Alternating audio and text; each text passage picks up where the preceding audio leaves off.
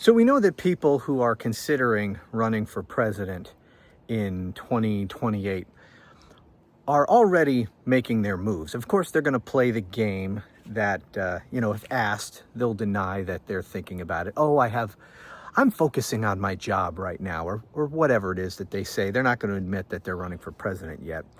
And at least on the Democratic side, they can be a little bit more obvious about the moves that they're making, even if they're still denying that they're thinking about running for president. On the Republican side, it's much more difficult because they don't want to make it look in any way that they're thinking about running for president, because they got to play along with Donald Trump's bullshit that he's thinking about, running for re-election himself in 2028, which is, of course, absurd.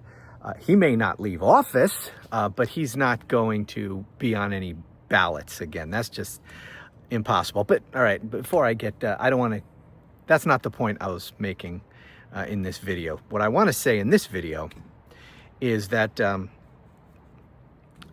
whoever is going to be running on the Democratic side, the number one criteria for me, or a top criteria, is whether or not they are going to pursue justice against Donald Trump, whether or not they're going to pursue his prosecution. And I know people understandably think that that's impossible because of immunity that the Supreme Court gave Trump for actions that he commits as president, but that is not a blanket immunity for any crimes that he commits while he's in office. And in fact, many of the crimes he is committing right now, or very likely is committing, there is no immunity. For example, bribes. There is no immunity whatsoever for Donald Trump taking bribes. That can in no way be argued to be an official act. In fact, the Constitution expressly makes bribery one of the things he has no immunity for, at least immunity from impeachment and removal from office. So that's clearly not a part of his job. So any bribes that he takes, or any bribery in which he engages, cannot in any way be argued to be an official act, and therefore there's no immunity for that. And we know he's taking bribes right now, so those are crimes he's committing. Any crimes he's committing related to his meme coin grift that he has going on, and I'm sure there's all kinds of crimes related to that, and insider trading, all kinds of things that are going on. There's no immunity for any of that. None of that is an official act. That's purely personal. So as these Democratic potential, these candidates for the Democratic nomination put themselves out as candidates in the next few years, that's going to be one of the things I'm looking for. I have no interest in any candidate who says, oh, well, we need to move on from Donald Trump. Hell no. Part of fixing this country is getting justice for Donald Trump to the fullest extent. Now, obviously, the Supreme Court screwed us over big time.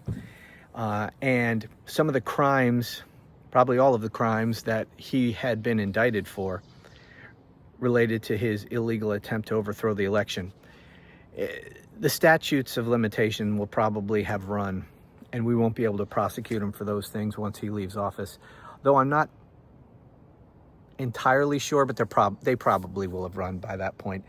But all these other crimes, look, if we're going to put this country back together, or at least if we're going to return, because I don't know how much this country can be put back together.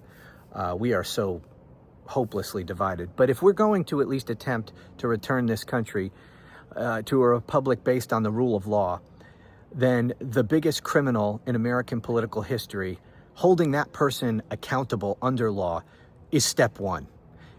We cannot return to a nation based on the rule of law if the biggest criminal in all of American history, political criminal, well, the biggest criminal in all of American political history, if that guy is just allowed to get away with all these crimes, if the next president says, we just need to move on, I don't want to relive the past, let's just move on from all this Trump stuff. No.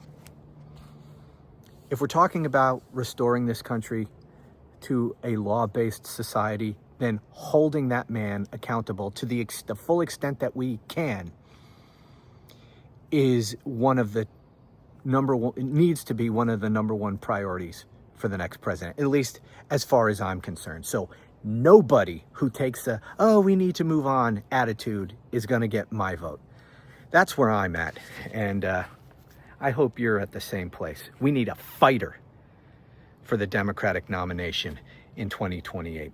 That's what we need. We need a fighter who's going to hold this piece of shit accountable. Anyway, thanks for watching.